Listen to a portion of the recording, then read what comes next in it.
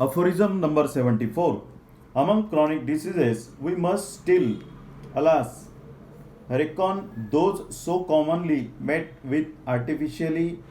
produced in allopathic treatment by the prolonged use of violent heroic medicines in large and increasing doses, by the abuse of calomel, corrosive sublimate, mercurial ointment, nitrate of silver, iodine, and its ointments, opium, valerian, cinchona, bark and quinine, foxglove, prussic acid, sulfur and sulfuric acid, perennial purgatives, venesections, shedding streams of blood, leeches, issues, cetons, etc., whereby the vital energy is sometimes weakened to an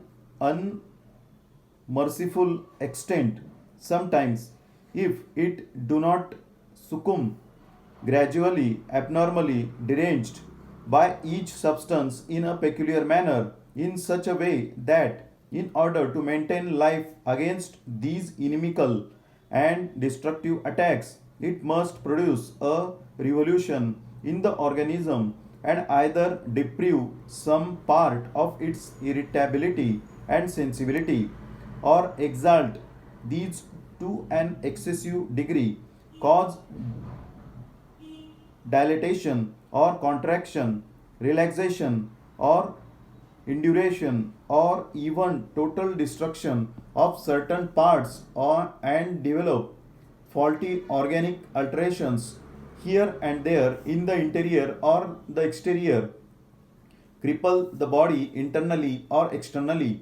in order to preserve the organism from complete destruction of life by the ever renewed hostile assaults of such destructive forces. Explanation of aphorism number 74. In this aphorism, Dr. Heinemann has given idea about worst kinds of chronic diseases produced by allopathic treatment.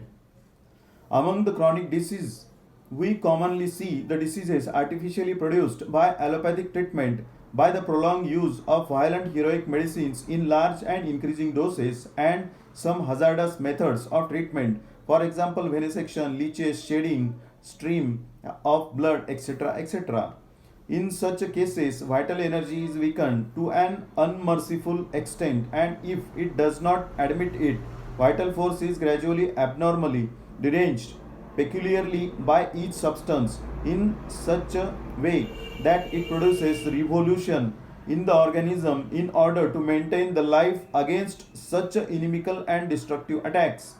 Vital energy either deprive in some parts of it irritability and sensibility, or it may become active or prominent to an excessive degree, which will cause dilatation or contractions, relaxation or induration, or even total destruction of certain parts, and develops injurious organic alteration here and there in the interior of exterior of the body, in order to preserve, save the organism from complete destruction of life by the repeated stimulation of unfriendly attacks of such destructive forces.